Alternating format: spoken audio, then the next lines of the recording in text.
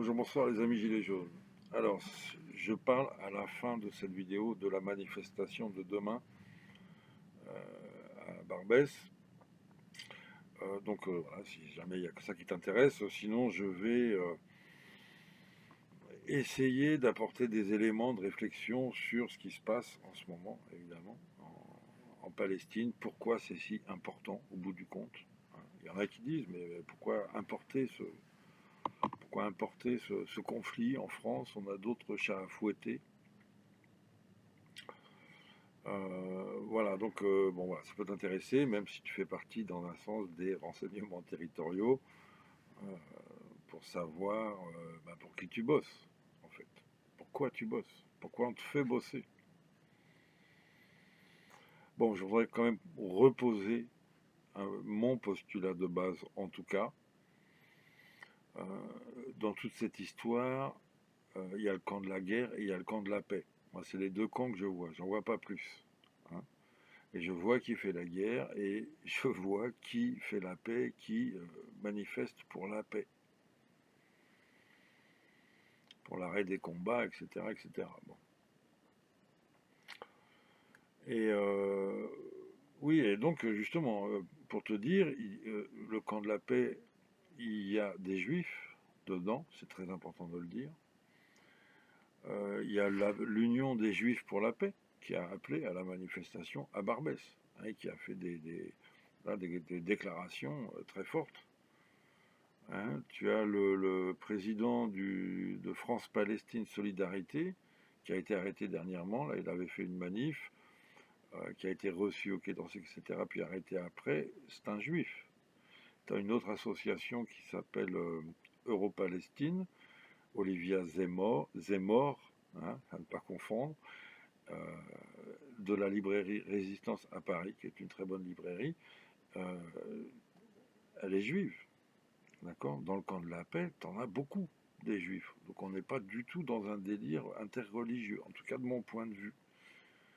Il y a vraiment le camp de le camp de la guerre et le camp de la paix. Euh, alors, oui, pourquoi? Alors d'abord, à cette affirmation que nous importons la guerre, cette guerre lointaine, en France. C'est pas le cas, elle est déjà, c'est une guerre française, elle est déjà en action en France. D'une part parce que beaucoup de Français juifs participent au projet colonial d'Israël. Beaucoup de Français sont partis là-bas, il y en a qui font plein d'allers-retours. Euh, c'est voilà, il y a même des subventions. Je sais pas comment on appelle ça, mais c'est de la subvention. Si tu veux faire ton alia, si tu es juif et que tu veux faire un séjour d'un an en Israël pour voir, tu vas avoir un équivalent RSA versé par la France, et si tu es en couple, c'est 1 500 euros, ça va, voilà, tu vois. Et tu en as plein, ils vont faire leur service militaire là-bas pendant 2 ans, 3 ans, c'est très long, et ils reviennent ensuite en France. Donc la guerre, c'est une guerre des Français, énormément de Français participent à cette guerre. On a, comment il s'appelle, Serge Klarsfeld, un avocat, hein, et Patrick Bruel a fait son service militaire en Israël, en garde frontière. Euh, donc c'est une guerre française. C'est une guerre française aussi parce que simplement il y a le soutien déclaré de l'État français, de tous les gouvernements successifs, quelle que soit leur couleur. On les soutient en armes, en technologie, en argent, euh, en citoyens, en colons, tu vois. Et c'est une guerre française parce que, je l'ai déjà dit, nos impôts ont payé une partie du mur du camp de concentration de Gaza. Gaza qui est un immense ghetto, comme le ghetto de Varsovie, au camp de concentration, les populations palestiniennes sont concentrées. Le mot, c'est difficile d'en trouver un autre que camp de concentration, quoi. Si ce n'est que même, tu vois, actuellement, je vais te lire après le bilan ah ouais, je te dis ça, mais j'ai oublié d'aller le récupérer. Le bilan de Gaza aujourd'hui, c'est un camp d'extermination, de temps en temps, hein, on va dire. Pardon, je lance un truc parce que je te dis que je vais te lire quelque chose, mais je ne l'ai pas. Euh, mais malheureusement, bon, je vais essayer de faire ça en plusieurs temps. Ok, pardon. Voilà, donc il y a même des défiscalisations, ça faut savoir, c'est un procédé. Euh, Quand tu donnes aux associations, tu fais un don aux associations, tu es défiscalisé en France, c'est normal. Ceux qui donnent à des associations pour Israël sont aussi défiscalisés. D'accord? Donc c'est une guerre française. La réaction des amis des Palestiniens n'est pas euh, une importation de cette guerre en France. Voilà. Et la corruption israélienne de la gouvernance française n'est plus à démontrer. Donc c'est une guerre française. Hein, voilà, c'est une guerre française car Israël a corrompu les institutions en plaçant des cadres dans tous les partis, de la France insoumise au Rassemblement national, en passant par le Parti socialiste, je ne sais pas comment ils appellent les autres, LR, etc., la République en marche, la République, enfin bon voilà, les républicains, dans toutes les administrations, dans l'armée, dans la police, dans la gendarmerie, dans les médias et bien sûr dans la finance. D'accord, ça c'est la corruption israélienne en France. Hein, je fais vite fait, mais tu vois ce que je veux dire. Après chaque attentat, on entend dire, il faut israéliser notre sécurité. Et si tu israélises la sécurité, tu israélises la société. Nous avons maintenant des CRS qui partent en formation en Israël. Et on leur explique voilà, comment on massacre du citoyen. Parce que, voilà, justement, en Israël, dans toutes les polices du monde, on va dire qu'il y a malgré tout un rapport de citoyen à citoyen, même si ça se passe mal, si tu veux. Tandis que là, effectivement, comme les Israéliens ne considèrent pas les Palestiniens comme des citoyens, ils sont beaucoup plus violents, beaucoup plus radicaux. Et c'est eux, les LBD dans la gueule des citoyens, si tu veux. C'est les Israéliens, c'est la signature des Israéliens, c'est flashball dans la gueule. Euh, la technique du genou, donc sur le cou du mec qui s'est fait arrêter, ce sont des flics qui ont été se faire former en Israël. Ben Allah, je le rappelle, hein, est un agent juif marocain du Mossad. C'est connu. Et il devait diriger, c'est ça qui est incroyable, le GSPR, la garde présidentielle, du président de la République française. Et tu l'as bien vu, justement, Ben Allah, dans son rapport aux citoyens, avec cette hyper-violence haineuse. Donc c'est une guerre française. Tu vois, voilà, on est dans une presque guerre civile française. Elle est peut-être là.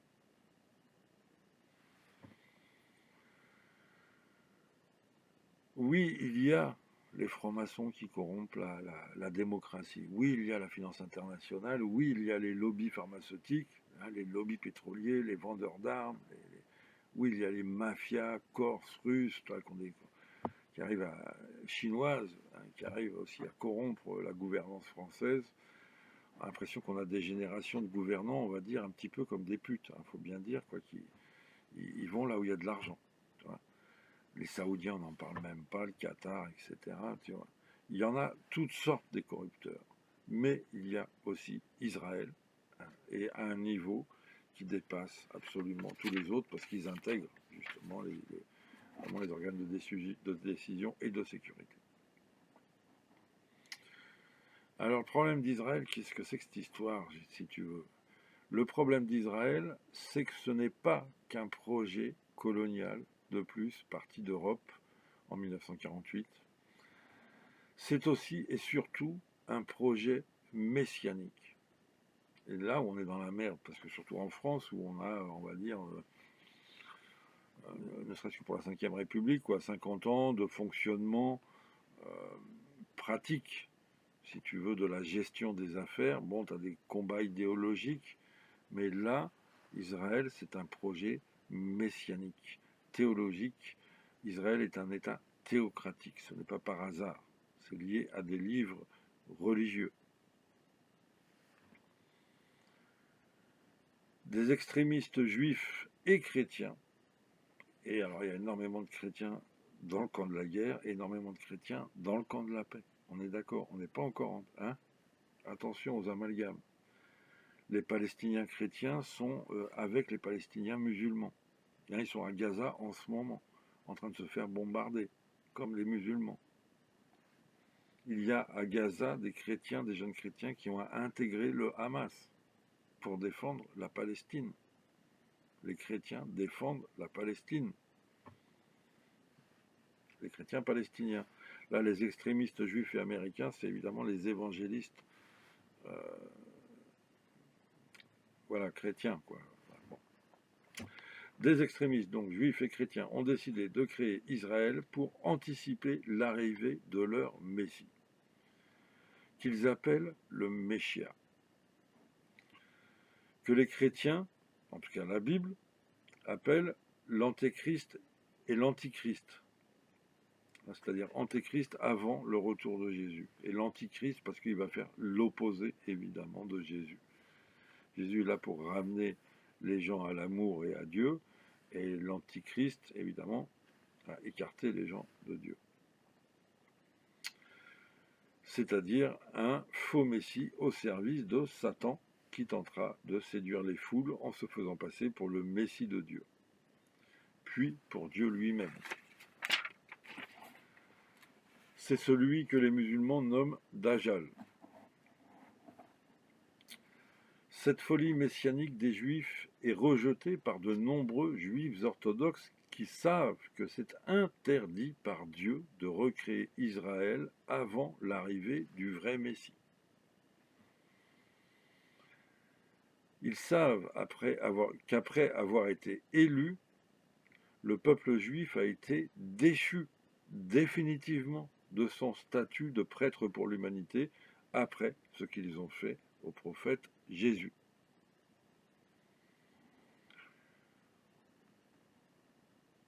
Le sionisme est une trahison du judaïsme authentique et un énorme mensonge. Et les premiers gogos, ce sont les juifs qui se font entraîner dans l'idéologie sioniste. Mais les musulmans ont été prévenus de ce mensonge.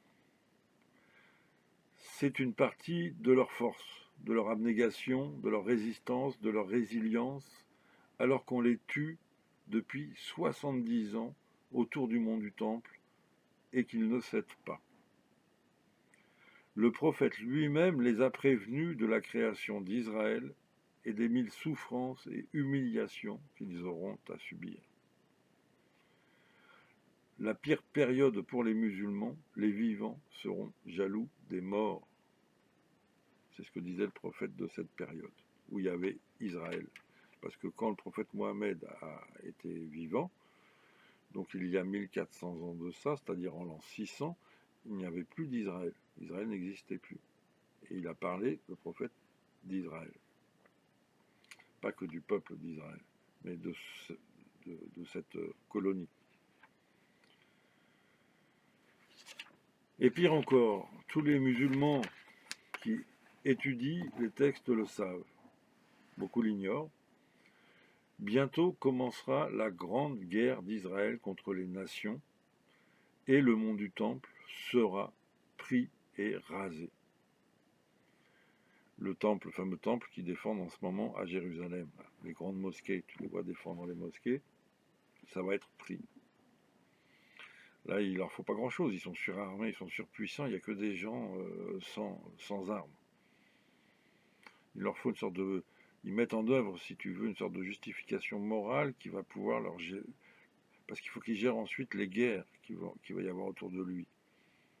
Quand ils vont prendre le mont du Temple, évidemment.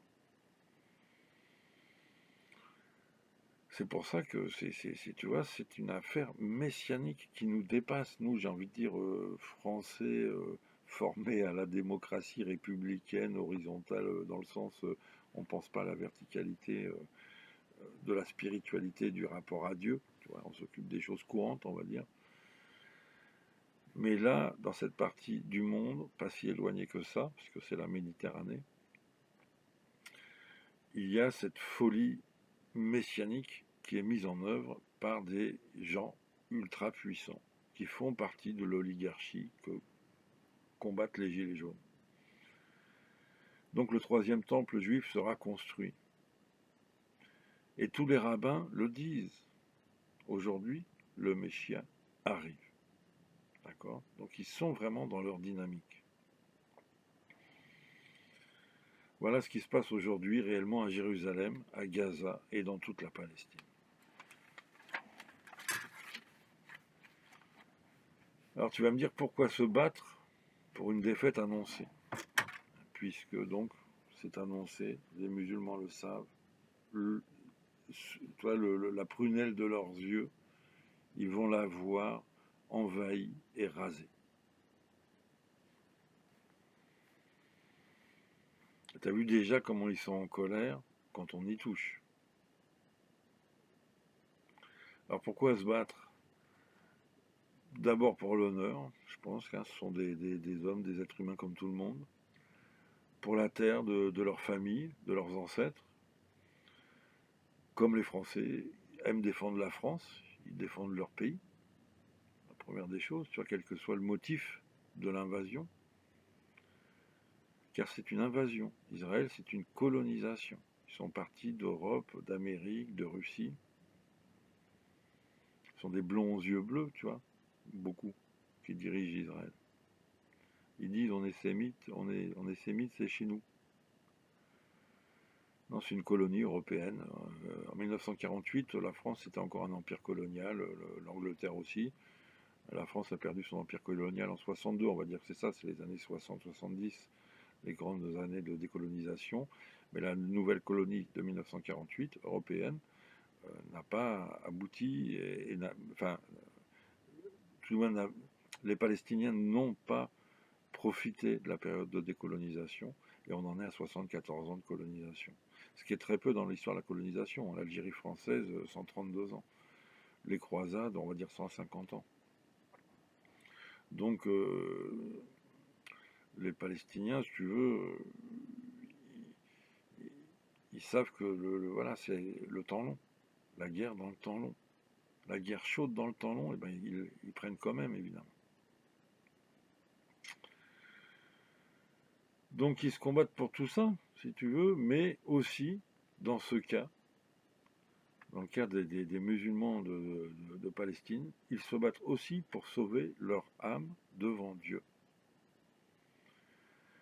Collabos ou résistants au sionisme qui détruit autant le judaïsme que le christianisme et l'islam et veut entraîner le monde dans la guerre mondiale, qu'est-ce qu'ils font les mecs, toi? Ils défendent leur foi ou ils collaborent, ils se couchent, ils rejoignent l'armée israélienne pour tuer des femmes et des enfants palestiniens? Il y en a, hein, il y en a. Les traîtres et des collabos, partout.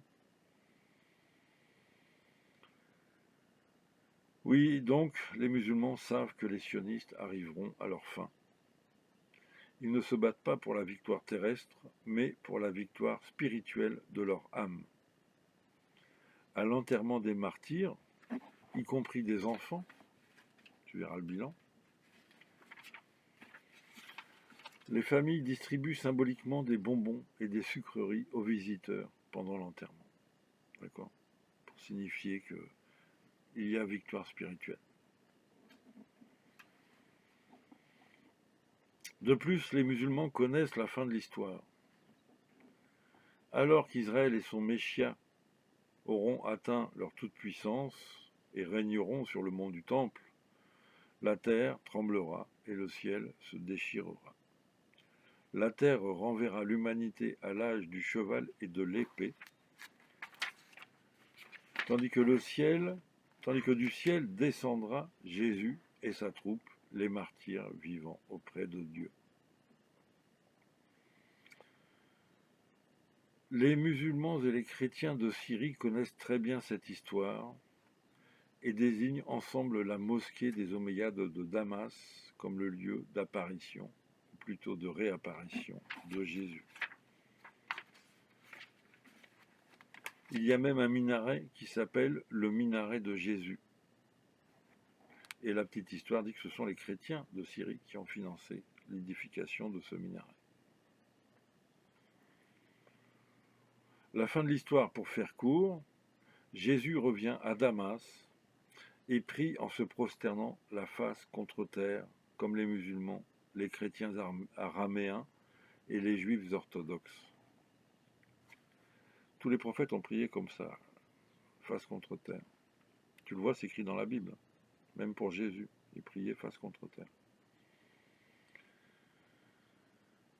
Et donc tous ensemble, ceux qui auront reconnu Jésus et qui seront sur site, on va dire, marcheront sur Jérusalem. Il y aura de nombreuses batailles contre différents ennemis. Je raccourcis au maximum. Jésus combattra lui-même, comme se sont battus Mohamed, Moïse, David, Salomon, et Dieu seul sait combien d'autres encore. Et c'est Jésus lui-même qui tuera Dajjal, l'antichrist, d'un coup de lance, le Messia. Certains situant même le lieu de cette rencontre fatale à Gaza, comme par hasard. Voilà la bataille qui se joue aujourd'hui devant nos yeux. C'est une guerre mondiale qui se profile à grands pas, mise en œuvre par des dégénérés qui ont toutes les cartes en main. Oui, cette guerre concerne la France, d'abord par la participation active de notre pays à cette folie meurtrière. Ensuite, parce que c'est un pays riverain de la Méditerranée, donc un voisin. Selon la formule, la Méditerranée unit les peuples qu'elle sépare. Et enfin, parce que notre pays va devenir un acteur majeur de cette guerre messianique.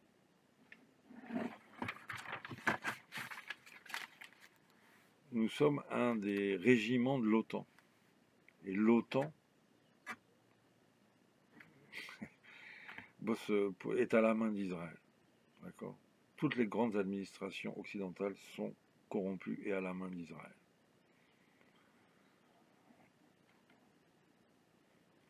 Qu'en est-il aujourd'hui ? Donc à Jérusalem même, il y a eu... Attends, j'ai un petit message intéressant. Bon, ok. Ah oui, donc je cherchais... Ah oui, c'est ça. Donc à Jérusalem même, on estime qu'il y a eu 700 blessés et 1000 prisonniers dans la défense de... Alors, attends. Impeccable. Enfin, impeccable, tu vas voir, c'est pour te lire le bilan de Gaza, aujourd'hui. Mais donc, pour la défense de la mosquée, 700 blessés, attention, c'est les blessés au LBD en pleine gueule. C'est pas Enfin, voilà, c'est hyper lourd. Donc, voilà, je voulais te lire, je l'ai retrouvé en direct de Gaza par Ziad Medouk.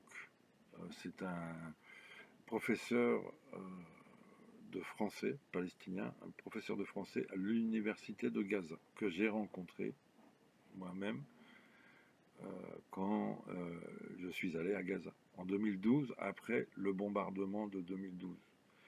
Il y a eu un bombardement en 2009, un bombardement en 2012, un bombardement en 2014, et je suis sûr que... Et après, il y a eu plein de bombardements. Ah oui, enfin, maintenant ils bombardent... Il y a plein de jours où ils bombardent, t'es pas au courant.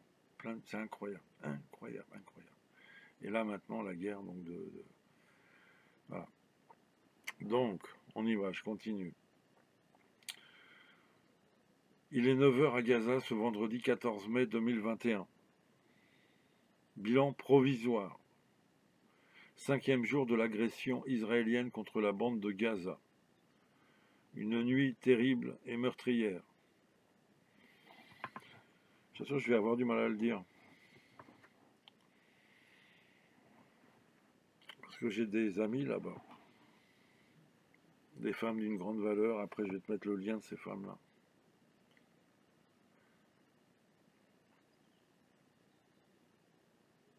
En une nuit, 450 raids israéliens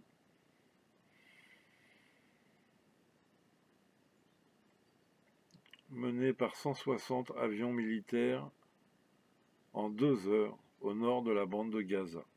C'est là où habitent mes amis. Horrible. Le génocide se poursuit.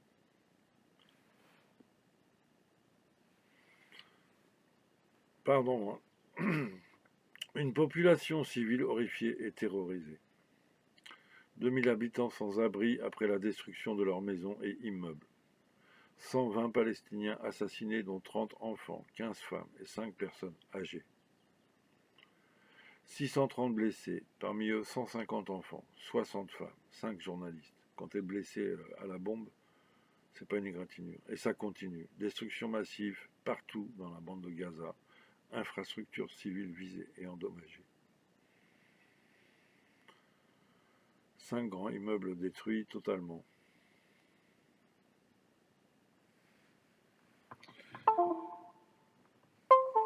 Voilà, pardon. Donc des scènes de révolte et de lynchage dans toute la Palestine. C'est le chaos et ça ne va pas s'arrêter demain matin.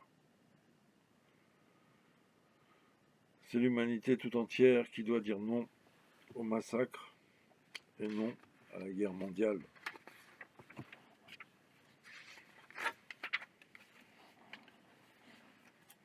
Donc je vais te mettre la vidéo des sœurs Kilani que j'ai filmée à Gaza, dans la zone bombardée en ce moment. Elles ont fait une petite école.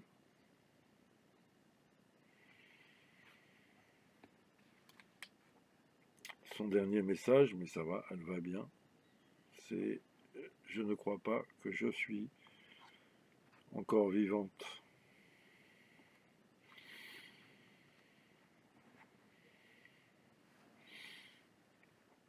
Donc ces femmes sont peut-être voilées.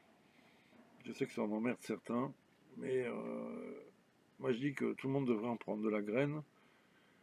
Pour les résistances et combats à venir, on appelle ces femmes là-bas la résistance de la vie.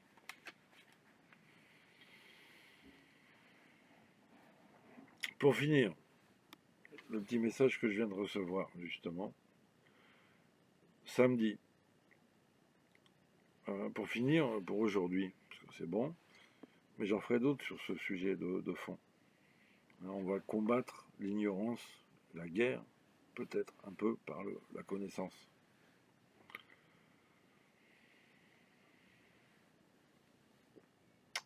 Donc la manifestation Gilets jaunes de demain, samedi, donc tu es au courant, la grande manifestation pour soutenir ce peuple, s'opposer à la guerre et au massacre, est interdite. Dans le monde entier, il y a des rassemblements de masse. Comment là, ils vont faire tout pour pas que tu vois les images. Dans le monde entier, il y a des rassemblements de masse. Mais la France, je te dis, va être un élément important de la guerre messianique qu'ils sont en train de mettre en œuvre. Donc, par contre, la manifestation Gilets jaunes est toujours déclarée. Porte de Champéret, Barbès. D'accord, porte de Champéret, rassemblement à midi, départ 13h, arrivée à Barbès à 15h. Sur un site où la manifestation, la grande manifestation, est interdite. Mais elle avait déjà été interdite pendant les bombardements de 2014, et ça avait été le chaos à Barbès, car beaucoup sont descendus, malgré tout, pour défendre l'honneur des Palestiniens et des victimes. Tu vois, c'est pas une manifestation que tu peux reporter à la semaine prochaine. C'est le bilan que je t'ai lu, là, c'est d'aujourd'hui, de cette nuit. Donc t'imagines bien qu'à Barbès, ça va être l'ambiance western. Alors, vu qu'on connaît un peu le préfet l'allemand, il va certainement nasser durement et fermement les gilets jaunes et les empêcher d'aller jusqu'à Barbès. On est d'accord. Il ne faut pas rêver. Ils ne veulent pas voir ça, une union des gilets jaunes qui viennent soutenir ceux qui vont défendre dans la rue l'honneur des Palestiniens. Donc, je préconise deux petites tactiques qui valent ce qu'elles valent. Les déterminés à arriver à Barbès doivent se mettre sans gilet jaune à l'extérieur du cortège et de la NAS. Fais très attention où tu te positionnes, parce qu'à mon avis, la NAS, là, elle va être verrouillée. Il y a des jours, je sais pas, bon, les gens qui sont pas sur les manifestations parisiennes, la NAS est verrouillée. Tu peux pas sortir boire un verre d'eau ou aller aux toilettes pendant des heures. Et des jours où elle est souple, hein, où tant que tu fous pas la merde, tu peux sortir, aller dans l'épicerie ou aller aux toilettes et tu reviens si tu veux. Bon, tu vois. Là, à mon avis, aujourd'hui, ça va être, enfin demain, ça va être de la NAS dure. Donc, voilà, donc les déterminés qui veulent essayer d'atteindre Barbès, à mon avis, il faut se retrouver devant ou derrière, tu vois, à droite ou à gauche du cortège, mais les autres doivent faire le cortège. Il y a une partie qui doit faire le cortège pour mobiliser les CRS. Voilà.